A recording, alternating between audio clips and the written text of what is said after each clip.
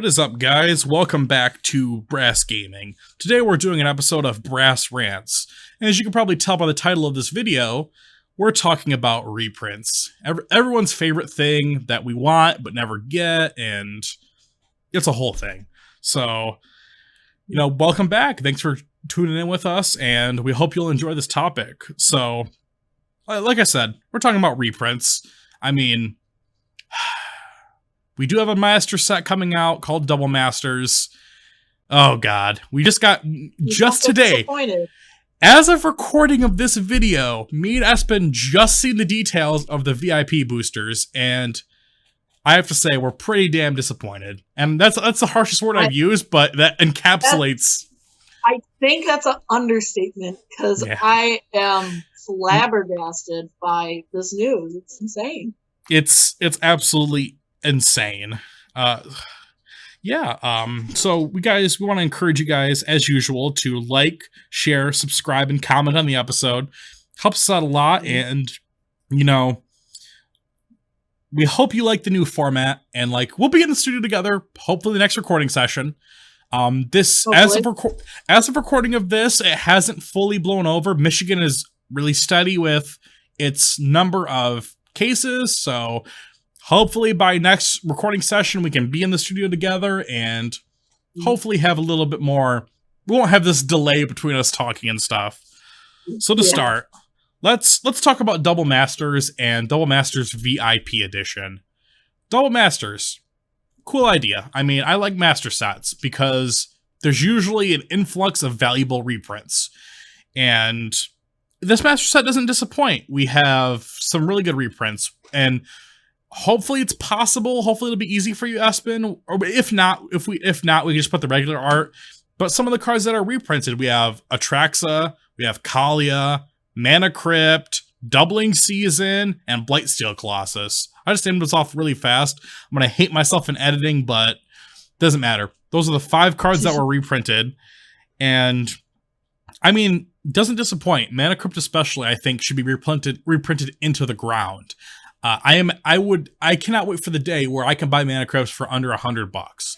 So, Espen, you have anything you want to talk about the reprints? The reprints are super cool, at least the ones that they have revealed so far. Doubling Season, I think, is a really good reprint. Blightsteel Colossus, though, I hate dying to it. I love the card, and I love the idea that they're doing with Double Masters, especially for the box toppers, where they have one art for the card, and they have another separate full art, which I think is super. I think it's super cool and super awesome, especially with the whole doubling everything. And I like how the first card that they spoiled was Doubling Season. I like the little touch there. I like that. Yeah, and a card that needed a reprint that should not be $50 but is. So happy to see Doubling Season.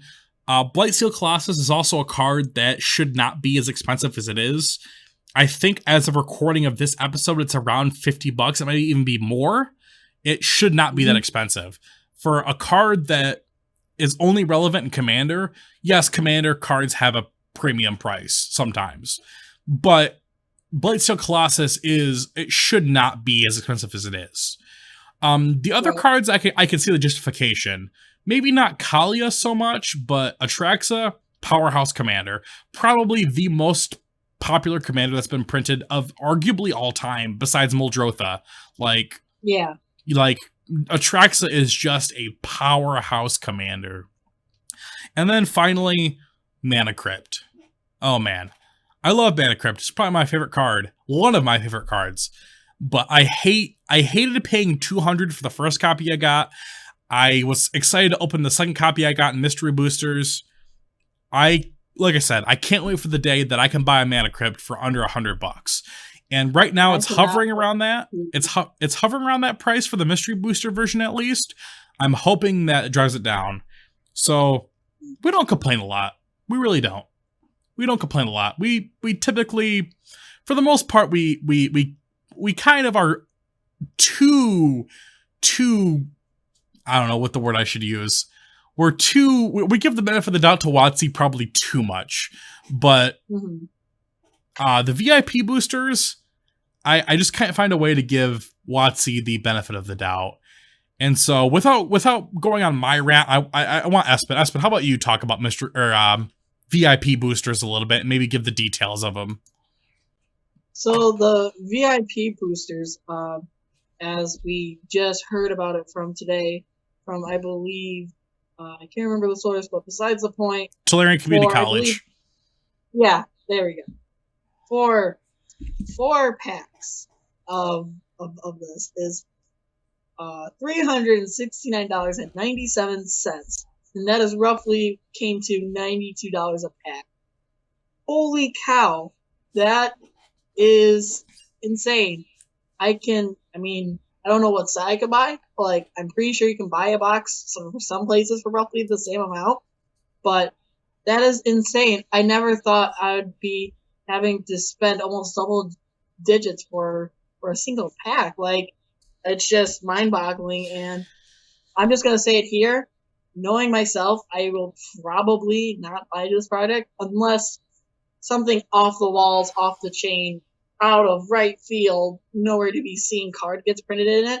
I am probably not interested in this set just because of how outrageously expensive it is, at least from the start, at least from the first price. It's scary. What do you think, Christian? No, I think this is totally and I think WotC's, they made a joke out of printing stuff for players that are considered themselves whales. You know, it's the VIP boosters are completely outrageous. They should not be 92 a pack. And again, this is just like early pricing, so it's likely they could be cheaper. We don't know, though. We just know from what Tulare Community College put on Facebook was that it was going to be $92 a pack. So they better have beautiful basics that are in the pack. It better have masterpiece frames for guaranteed for the rare and mythic. It's got to guarantee a lot of stuff. And the only upside that I can hope for with this product is that somehow if it's they're all foil, so maybe somehow it drives the price of like foils down. I don't know how. Yeah, I haven't seen the details of how heavily this is going to be printed, if it's printed demand or what. I just assume it's going to be printed along the lines of collector boosters, which they have a fairly decent print run, at least for the initial wave. And to my knowledge, Ikoria collector boosters are going to be printed quite heavily. So my hope is maybe this is printed heavily, and please don't spend your money on this. Like, unless every card is masterpiece frame, every card is beautiful, the basics are beautiful, like, I just don't know what... I mean, I was talking about this situation with Espen. Imagine buying the 4-pack for $370. Imagine, and each pack has guaranteed 2 rare mythics.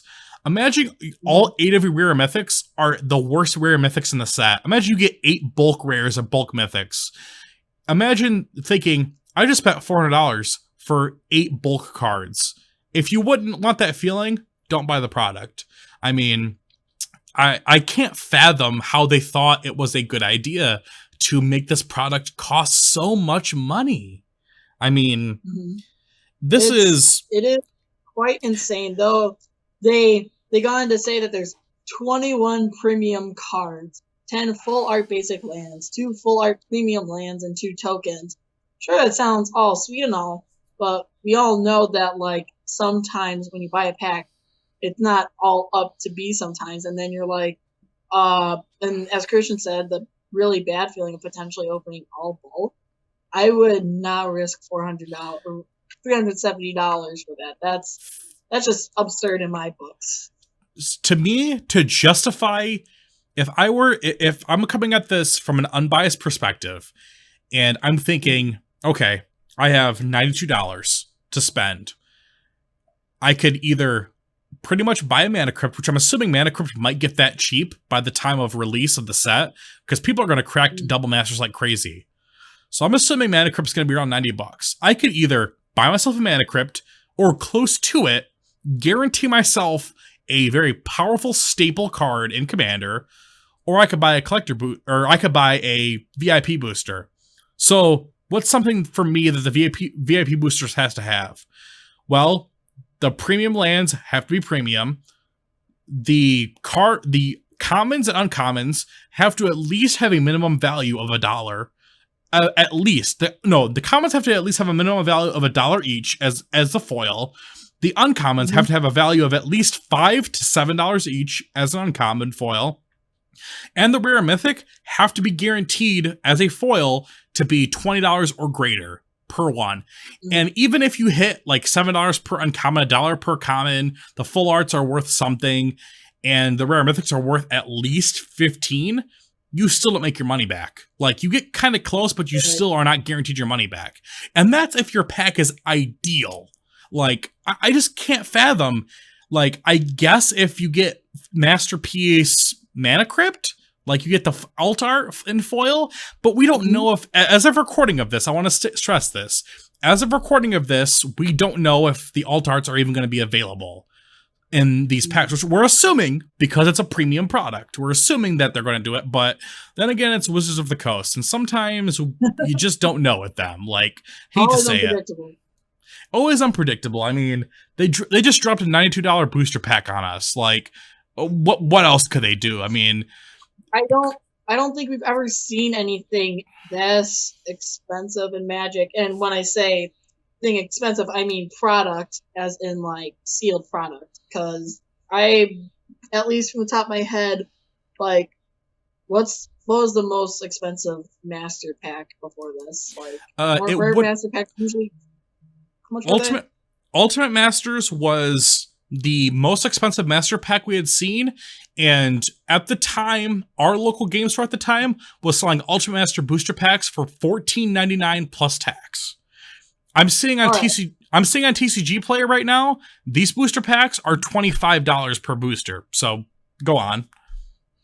So essentially, you can get one of these VIP packs or 4 of those packs, which is just insane, or roughly more or less. But it's just crazy seeing how the price disparity, and I know it may be a little bit too early for reactions because we haven't seen everything from the set. We don't have all these new details at the moment. But for an initial reaction to this post of just like, here's the price and these are some of the cards, the 5 cards that are in the set, it's just like, again, flabbergasted. It's insane. So, I mean, maybe I'm wrong. Maybe we are wrong. Maybe it'll be something that's like, okay, if it's just pure value city. That could be the case, but we can only hope. Yeah, only hope. But being in the dark, no buy, and I don't even need to. It just feels bad. It feels really bad. But nevertheless, excited. Excited for Double Masters, not excited for Double Masters VIP. So, to go on, we wanted to make a small list of cards that we are hoping are in the set. So we decided to take 3 very powerful cards and kind of say these are what we would like to see in the set. So let's start off with my first one, which is Force of Will. Now, this card is 3 colorless, 2 blue, counter target spell. Ugh, that's horrible. No, just kidding. I make the joke every time we talk about Force of Will. The upside of Force of Will is you can remove a blue card to your hand and pay a life to do it for free, to counter a spell. So, I mean, nothing to say. Extremely powerful card. Alliance copies I see on Facebook, on Facebook groups for sale for roughly $70 to $80. Eternal Masters artwork copies I see for $80 to $100. Hopefully they put the newer artwork. Again, yes, Therese Nielsen has a little bit of controversy we're not going to get into, but looking at her art from a talent perspective alone, that new Forceful artwork is absolutely gorgeous. So take that with you, Will. So Espen, what is your first reprint target that you would want to see? So this is more so because I just love this card. I just love to see another art for it, though. I do love the original art. That is Demonic Consultation. For a black instant, name a card. So you begin with naming a card. Then you remove the top 6 cards or exile the top 6 cards of your library from the game. Then you continuously reveal cards from the top card of your library until you reveal the named card. Put that card into your hand and remove all the other cards revealed this way for the game, or just exile. So you just keep on exiling your deck until you hit your card. Now, generally, it's like you could deck yourself sometimes if it's in the top 6 cards. Well, with some of the win cons that we all know and love, being the J-Slab Man, Laboratory Maniac, and Thassa's Oracle, also. Just really good to just name a card that's not in your deck and just play that card and win, essentially. So, really powerful and really sweet, and I just want to see a new art. Absolutely. Would be a sweet card. I mean, I think the original art's sweet, but maybe if they get Rob Alexander that does the original art, if I remember off the top of my head. Yeah, right. Yeah. If they could reprise Rob Alexander to do a new art, like I like when the same artist does multiple cards, like especially if they're multiple reprints with new take on it. So I think it'd be sweet if they got Rob Alexander to say, "Hey, how about you work on a new demonic consultation art?" I think it'd be really sweet. So without further ado, my second card, which is another card that's seen quite a spike in price recently, and that card is Tainted Pact. Now we know this channel has a history with not doing Tainted Pact correctly. One time, we were corrected, and we admitted it. But we know what it is as now, and I'll read you the updated text.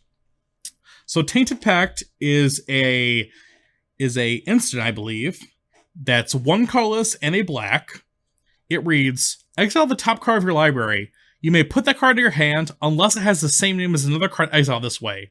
Repeat this process until you put a card in your hand or you exile 2 cards with the same name, whichever comes first.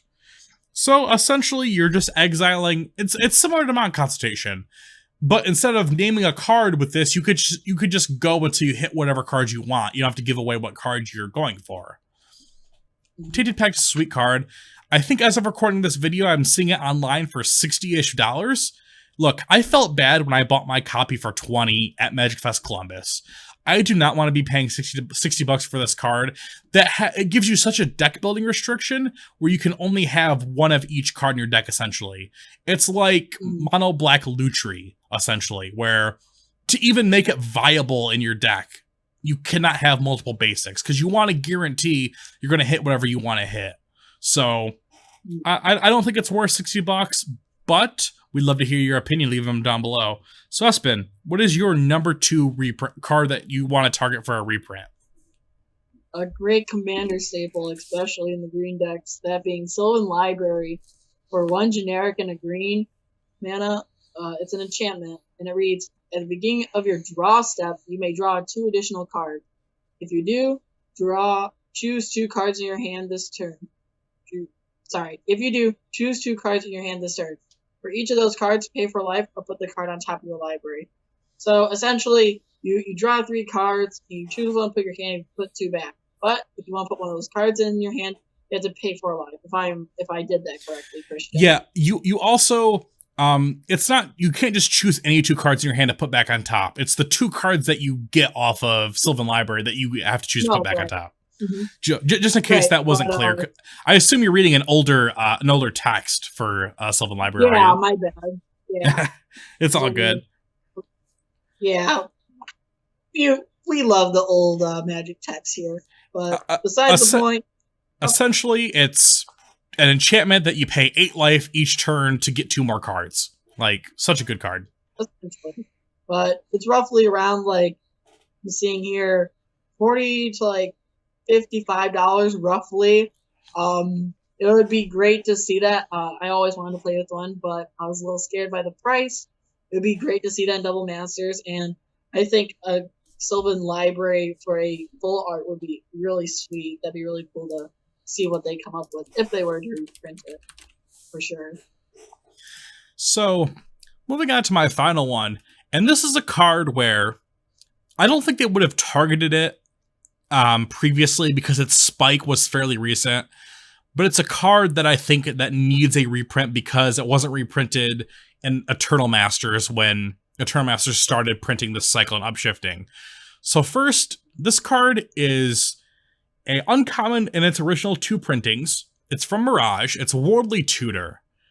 So when you think of it, you remember this card is very similar to the other tutors of its cycle of one color and it does something. So what does Warbly Tutor do, you may ask? Well, it's 1 green for an instant. Search your library for a creature card and put that card on top of it.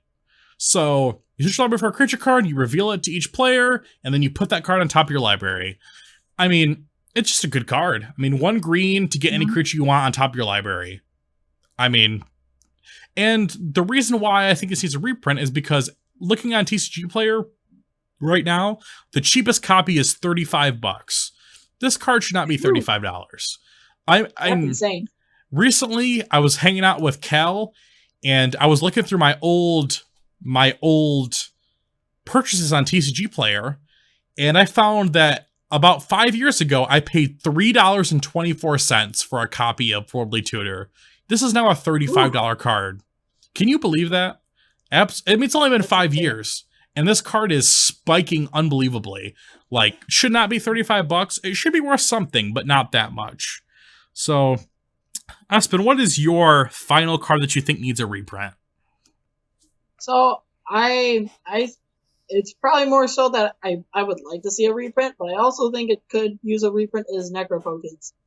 For black, it is another enchantment, and of course I choose all the cards that have weird text. But anyway, it says skip your draw step. But whenever you discard a card, exile that card from your graveyard. And it says pay 1 life, exile the top card of your library face down. And then you can put that card into your hand at the beginning of the next end step. So, really crazy powerful card. You can pay 10, 20 life, exile top 20, and then at the beginning of your next end step, just put them all into your hand. So, really insane card that is really awesome, really powerful in Commander, especially because card advantage is so huge, and you start with a whole bunch of life. But also, it's nearing around the $20 price mark. So, like, it's not super bad, but it wouldn't hurt to see a reprint. I think it'd be cool.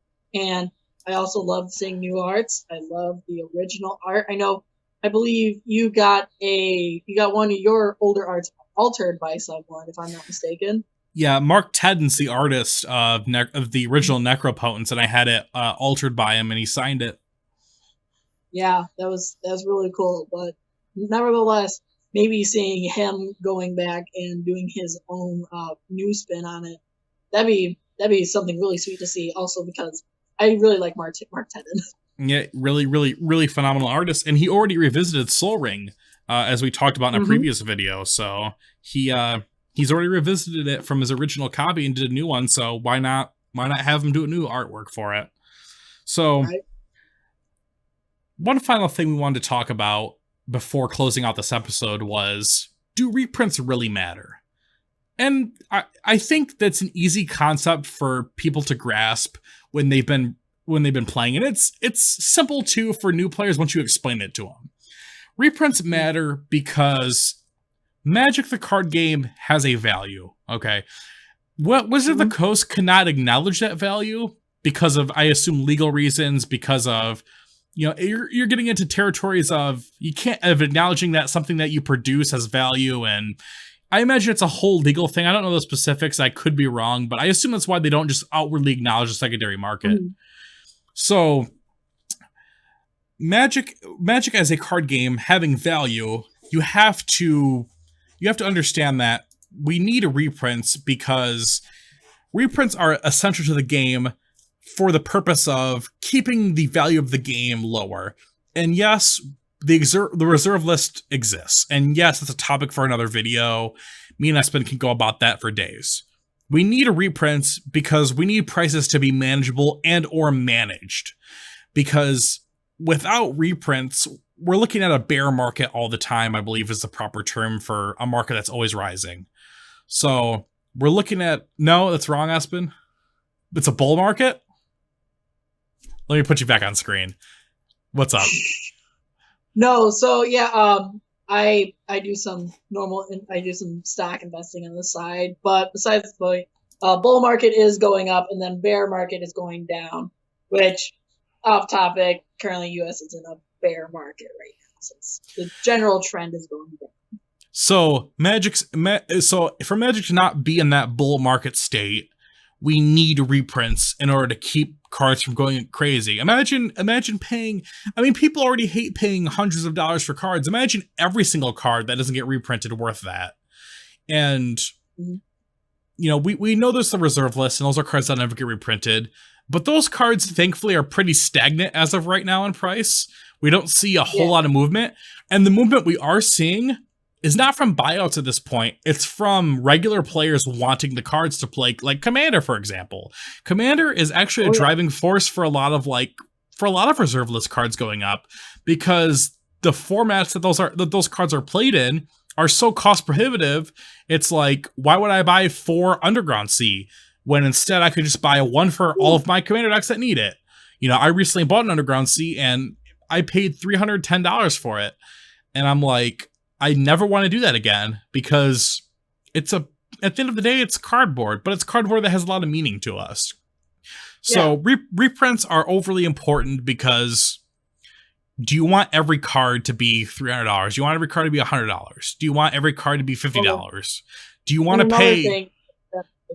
Well, if the card is already expensive, the general trend or pattern is, the longer that it hasn't been printed, the more that it gradually increases, or what, for some terms, interest, it gains interest more or less, slowly becoming more valuable. For example, demonic consultation I mentioned earlier. I remember we went to, I believe, Columbus, and I gave one to a friend because we did a trade or whatever. It was roughly $3 to $4, and I just looked online. It was roughly $10. So just in like less than the span of a year, it's already gone up $7. But that's also because of the driving force of Commander. There's multiple factors, which again, if you guys want, we can go on a whole episode about that. I could go on all day about it. But besides the point, it's just a general trend that if they don't get printed, they end up costing. Overall, there's no disagreements between us. We think reprints are important. I think we should do an episode on the reserve list, because I think we have some interesting takes on that. Because prior to what you may think, Espen, I think our opinions are different on the reserve list. And I think you could look to my recent rant in the group chat as like my opinion on the reserve list. So I think that would make for an interesting episode for us to talk about it. If it'd be interesting, let us know in the comments. We want to just do what you guys want us to do. And if you like to hear us complain about stuff, I mean, this is the first episode where we really complained and got animated. So, you know, look forward to us complaining a lot more, because, you know, I guess complaining gets views. I'm just kidding. Not too much. We won't be complaining 24/7. Don't worry. You know, we still love the game. WotC does a lot of good work. DNR does for R&D. I don't know which way it is. R&D. Yeah, R&D. Thank you.